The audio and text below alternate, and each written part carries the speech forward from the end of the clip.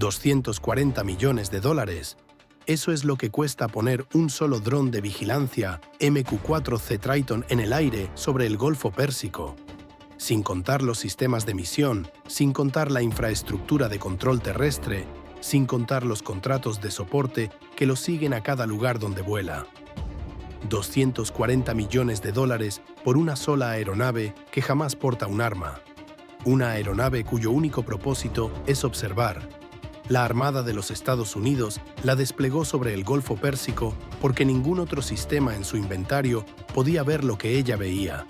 Y en las semanas recientes, Irán la derribó. Lo que el Pentágono no usó para reemplazarla es lo que hay que entender. En análisis anteriores, recorrimos la arquitectura ofensiva de la operación de la Armada estadounidense en el Estrecho de Hormuz, la geometría del grupo de ataque del portaaviones, la pantalla de destructores Aegis resolviendo la ecuación de intercepción contra las lanchas de ataque rápido del Cuerpo de la Guardia Revolucionaria Islámica, los inventarios de celdas VLS apuntando a las coordenadas de lanzamiento iraníes a lo largo de la costa norte. Se mostró cómo se construyó el cuadro de ataque. Lo que no se mostró fue la arquitectura de inteligencia que alimenta ese cuadro.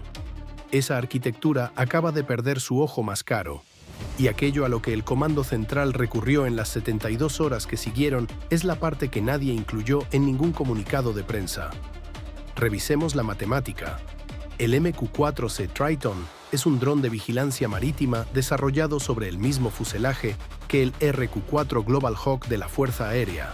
Pero las modificaciones van mucho más profundo que lo que sugiere la designación.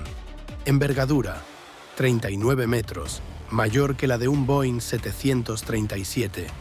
Altitud de crucero, 17.200 metros, por encima de las rutas de la aviación comercial, por encima del techo efectivo de la mayoría de los sistemas iraníes de interceptación de defensa aérea que cubren los accesos occidentales al Golfo. Resistencia, más de 24 horas en vuelo durante una sola misión. Y el sensor que lo hace operativamente insustituible, el radar AN/ZPY-3 sensor activo multifunción, capaz de operar simultáneamente en múltiples modos, incluyendo búsqueda de área amplia, radar de apertura sintética inversa para clasificación de superficie y recolección de inteligencia de señales. El número de cobertura que esto produce es el que importa. El Triton puede cartografiar 4.994.300 millas náuticas cuadradas por día. Para contextualizar, todo el Golfo Pérsico mide aproximadamente 240.000 millas cuadradas. El Triton puede cubrirlo 29 veces en una sola órbita de 24 horas. Ninguna otra plataforma no tripulada del inventario de la Armada se acerca. No el P-8 Poseidón, aeronave de patrulla marítima que vuela más bajo, más lento, con una tripulación de 9 personas que eventualmente tiene que regresar a casa. No el MQ-8 Fire Scout, dron de rotor con un techo de 6.100 metros y 8 horas de autonomía. No el MH-60R Seahawk, que es un helicóptero diseñado para enfrentamientos de corto alcance. El Triton era la columna vertebral de vigilancia de cada acción ofensiva que la Armada planeaba en el Golfo. Cuando un F-18, embarcado en el portaaviones, adquiría una lancha de ataque rápido de los Guardianes, los datos de blanco provenían de un seguimiento establecido por el Triton horas antes. Cuando la celda VLS de un destructor calculaba una solución de fuego contra un misil balístico Khorramshahr 4 entrante, la confirmación del punto de lanzamiento llegaba desde la vigilancia del Triton, cuando los submarinos reposicionaban a lo largo de los accesos al estrecho para cerrar un cuello de botella submarino. El panorama del movimiento de submarinos iraníes que justificaba ese reposicionamiento provenía del Triton. Elimina al Triton y el cuadro de ataque se degrada, no de forma catastrófica. La Armada mantiene redundancia en su arquitectura de recolección, pero se degrada de una manera que los planificadores militares iraníes habían modelado con extremo cuidado antes de construir el sistema para derribarlo. Esto es lo que observaban desde abajo. La estrategia de lanchas de ataque rápido del Cuerpo de la Guardia en el Estrecho de Hormuz se construye alrededor de las clases Peykap y Serak-1, embarcaciones pequeñas y veloces de fibra de vidrio que portan misiles antibuque o sistemas de cohetes sin guía. Velocidad máxima, de 55 a 63 nudos, según la variante y la carga de combate. Más rápidas que cualquier combatiente de superficie estadounidense en la región. No necesitan superar en velocidad a un misil. Necesitan superar el ciclo de reacción del buque que las rastrea.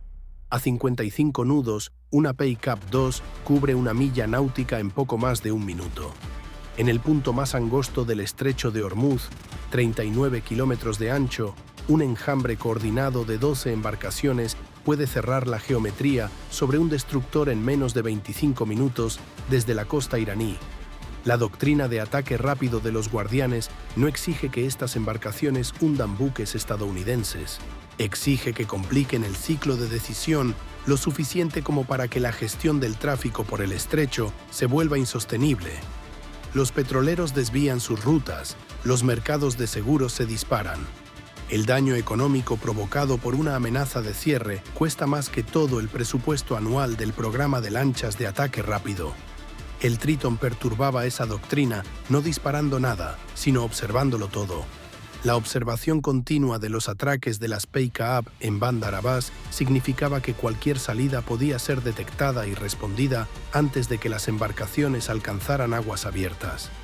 Las 24 horas de vuelo en órbita significaban que no existía ninguna ventana, ningún cambio de turno, ninguna brecha meteorológica, ningún período de rotación de equipos, durante el cual los guardianes pudieran ensamblar una salida en enjambre sin ser detectados en los amarraderos. Elimina al Triton y esa ventana se abre.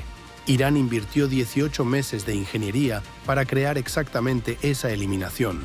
Aquí está el detalle que la mayoría de la cobertura informativa omitió por completo. El perfil electromagnético del Triton, a pesar de operar a 17.200 metros, no es discreto.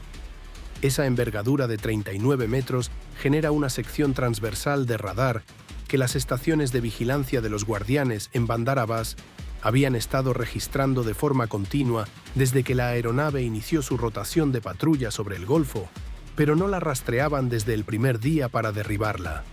La rastreaban para construir un modelo. Durante 18 meses, los equipos de guerra electrónica iraníes catalogaron cada elemento del patrón de misión del Triton, sus vectores de aproximación al Golfo desde las bases operativas avanzadas, su comportamiento de ajuste de altitud al transitar del corredor de tránsito a la órbita de vigilancia, los intervalos entre los ciclos de barrido de radar, las ventanas de tiempo sobre ubicaciones específicas en Bandar Abbas, las bandas de frecuencia utilizadas para el enlace de comunicaciones cifradas de regreso al mando de la flota. Todo esto lo introdujeron en equipos de suplantación, generadores de señales GPS y sistemas de retornos de radar falsos, ensamblados con componentes adquiridos a través de redes comerciales. Y construyeron un modelo de blanco que, en el momento de activarlo, era más detallado que cualquier cosa que el programa de guerra electrónica del Cuerpo de la Guardia hubiera intentado previamente contra una plataforma estadounidense. La activación de la suplantación no se anunció como un ataque. Para los sistemas de navegación del Triton parecía un error de precisión del GPS, una desviación gradual, del tipo que la gestión automática de vuelo corrige de manera rutinaria.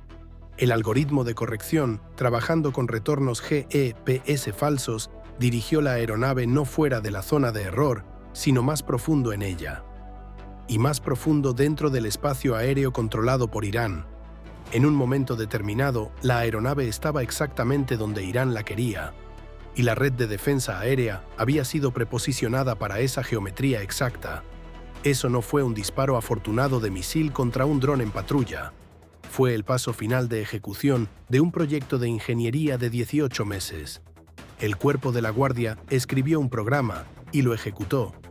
El problema para Irán, la variable que no había modelado completamente, fue aquello a lo que el Comando Central recurrió en las 72 horas posteriores a la pérdida. La brecha de vigilancia sobre el estrecho era real e inmediata. Los atraques de las Peykap en Bandar Abbas ya no estaban bajo observación continua. Las posiciones de los lanzadores Khorramshahr 4 a lo largo de la costa norte estaban a oscuras, y en algún lugar del Golfo, un submarino de la clase Kilo que había sumergido 11 días antes no había regresado a la superficie. El comando central tenía una ventana de 72 horas antes de que el vacío de inteligencia creara un riesgo operacional que no podía gestionar con responsabilidad. Tenía 240 millones de dólares en confianza quebrada en la plataforma que todos habían asumido como insustituible. Y entonces alguien revisó el manifiesto de equipos del USS Gravely, un destructor de la clase Arleigh Burke en posición en el Golfo, y encontró una línea que no se suponía que debía resolver este problema. Estaba a punto de hacerlo. Expliquemos por qué la respuesta obvia, reemplazar el Triton con otro Triton, no resiste el análisis matemático. El segundo Triton volaría en la misma categoría de plataforma, misma envergadura, mismo perfil de altitud, mismas características de firma electromagnética que el equipo de guerra electrónica de los Guardianes había pasado 18 meses catalogando. El equipo de suplantación sigue en Bandar Abbas. El equipo que construyó y ejecutó el proyecto sigue siendo operacional. El manual está escrito y validado contra un objetivo confirmado. El comando central realiza el cálculo.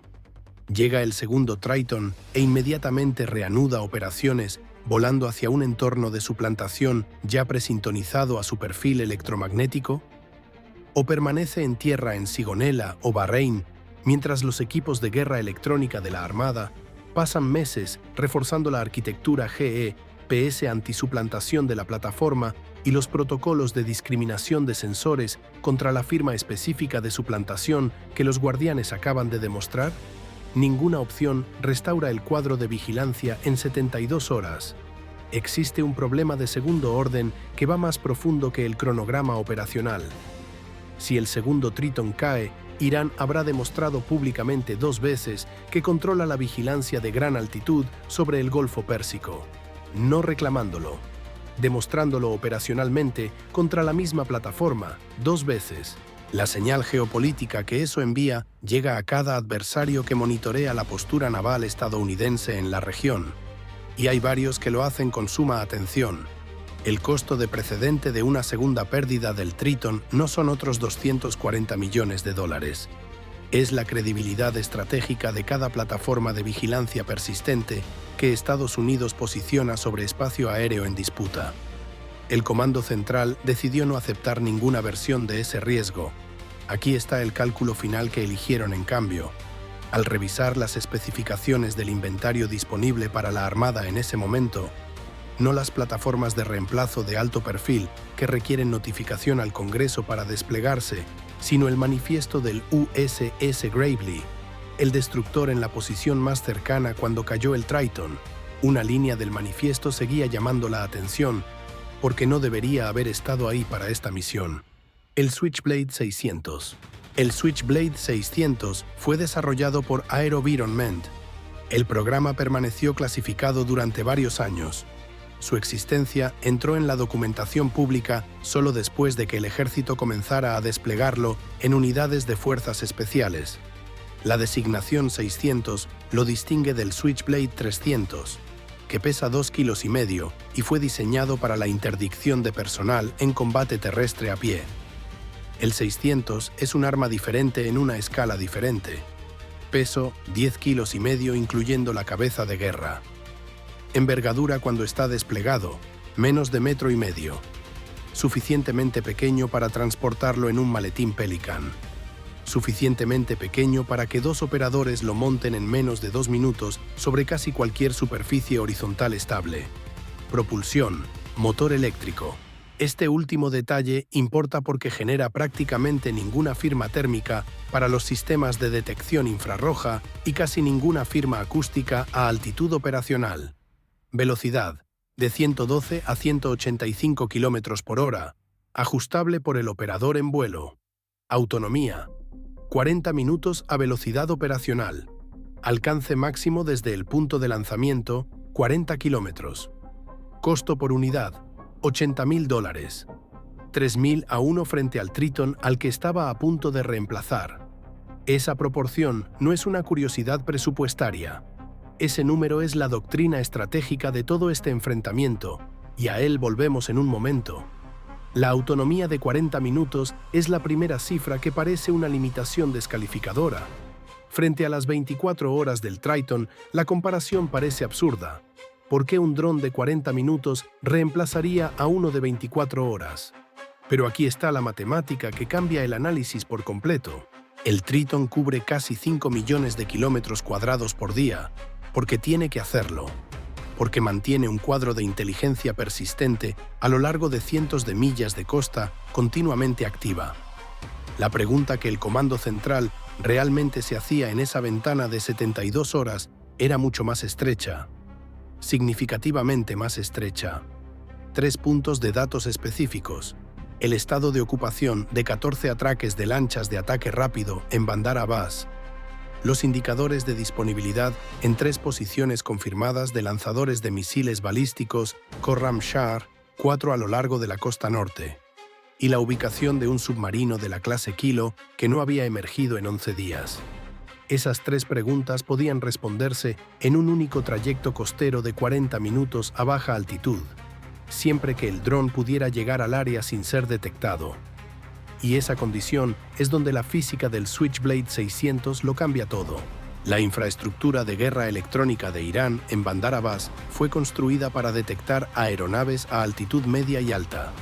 Los sistemas de suplantación que derribaron al Triton operan en bandas de frecuencia calibradas para plataformas guiadas por GPS que vuelan por encima de 9.000 metros.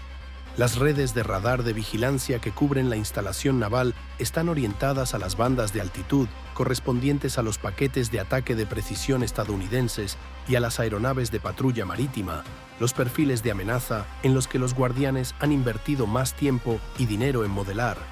Un dron de 10 kilos y medio volando a 240 metros, impulsado por un motor eléctrico con mínima emisión acústica y térmica, no se resuelve en ninguno de esos sistemas como un contacto significativo. Es demasiado pequeño para que el radar de vigilancia de gran altitud lo adquiera a ángulos de elevación bajos. No produce gases de escape para el rastreo infrarrojo. Su enlace de comunicaciones cifradas con salto de frecuencia hacia el destructor no genera ningún patrón de emisiones detectables que los equipos de inteligencia de señales iraníes hubieran catalogado o analizado. En términos técnicos precisos, el Switchblade 600 no apareció en la arquitectura de sensores de Bandar Abbas, porque esa arquitectura no fue diseñada para verlo. Irán había pasado 18 meses aprendiendo cómo cegar el ojo más caro del inventario estadounidense. No había contemplado un ojo que costara $80.000 y volara a 240 metros. El desafío técnico del lado de la Armada no era menor. El Switchblade 600 es un sistema de lanzamiento desde tierra. Su lanzador tubular estándar está diseñado para una superficie horizontal estable, con el operador controlando manualmente la orientación antes del encendido. Adaptar eso a la cubierta de vuelo de popa del USS Gravely, mientras el destructor mantenía su curso de patrulla en el oleaje del Golfo, en un rumbo calculado para dar al dron su vector óptimo de entrada costera, sin volar la firma de lanzamiento directamente sobre la valla de radar iraní, llevó 4 horas y 2 intentos fallidos de configuración. La estimación original había sido de 90 minutos. El plan casi no llegó a ejecutarse.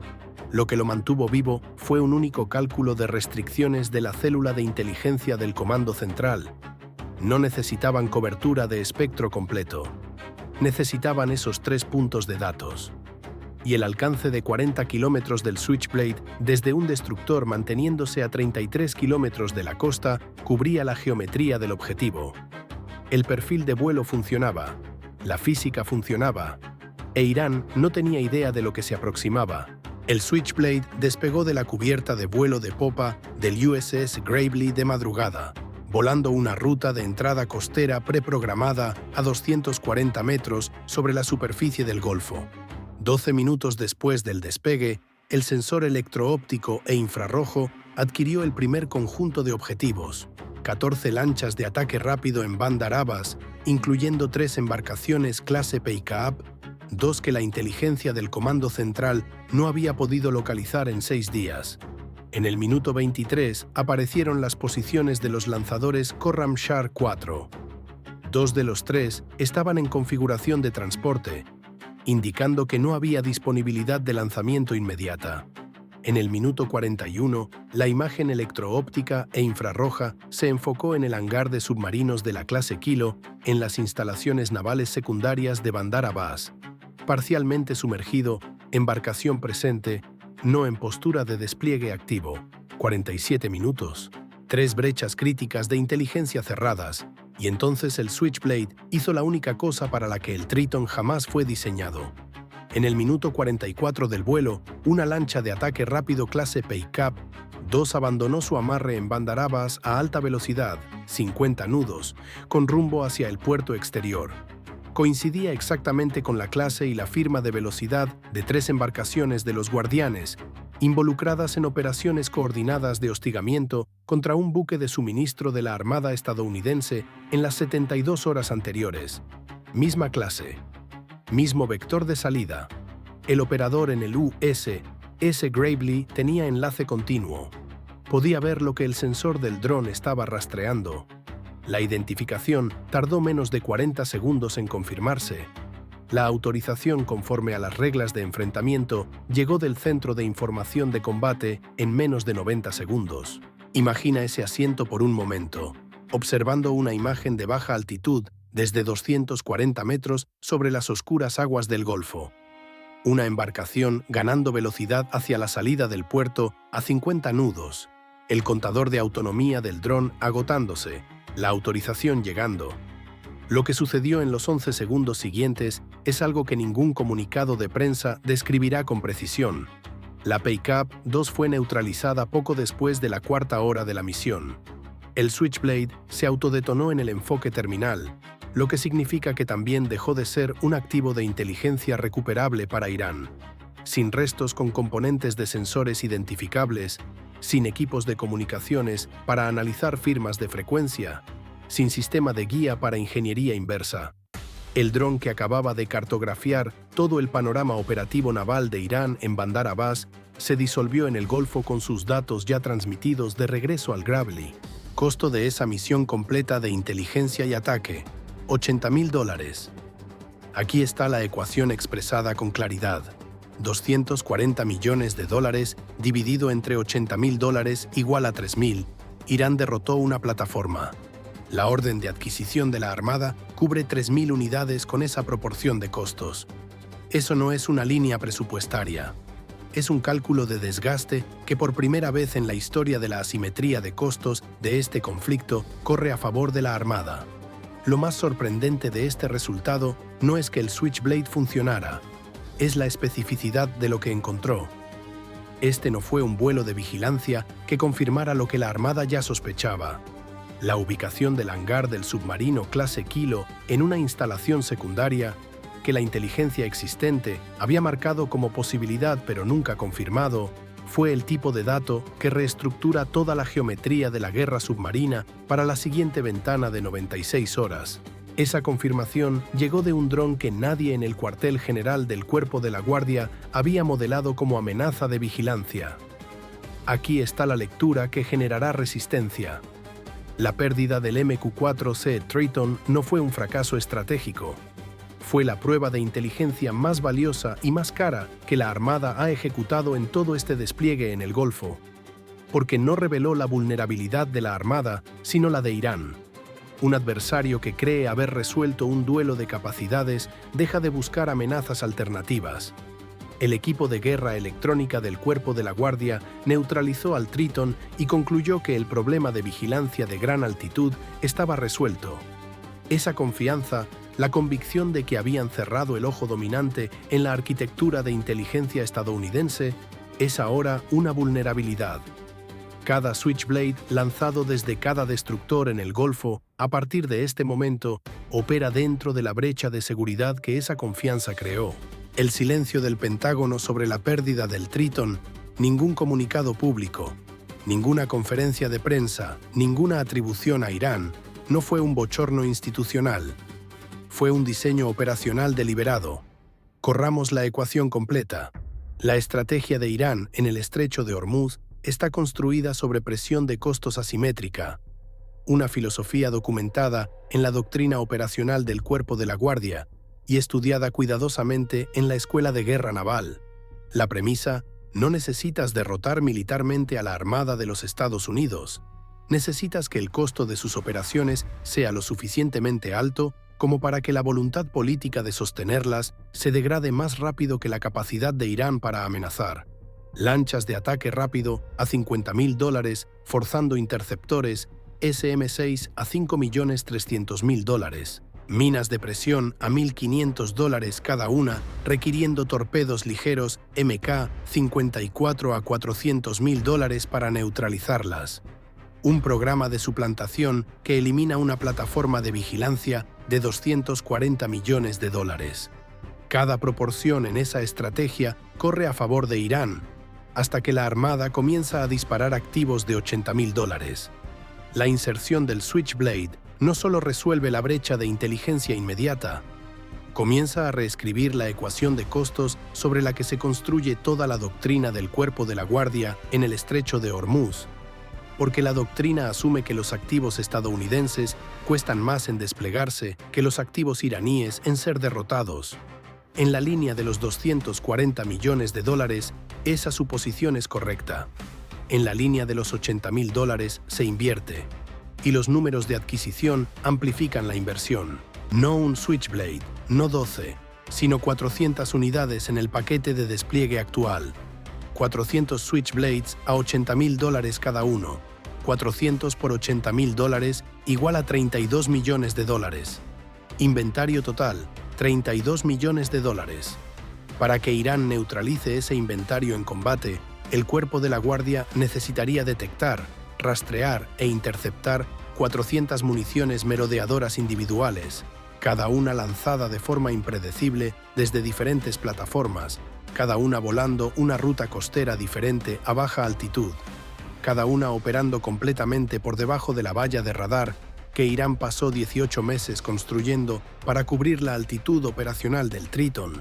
La arquitectura contra drones que Irán necesitaría construir para ese problema: matrices de detección acústica a lo largo de la costa por debajo de 300 metros, sistemas de radar de baja altitud cubriendo los accesos al puerto, redes infrarrojas para objetivos eléctricos de movimiento lento, embarcaciones de interceptación dedicadas para el enfrentamiento con drones en aguas costeras confinadas.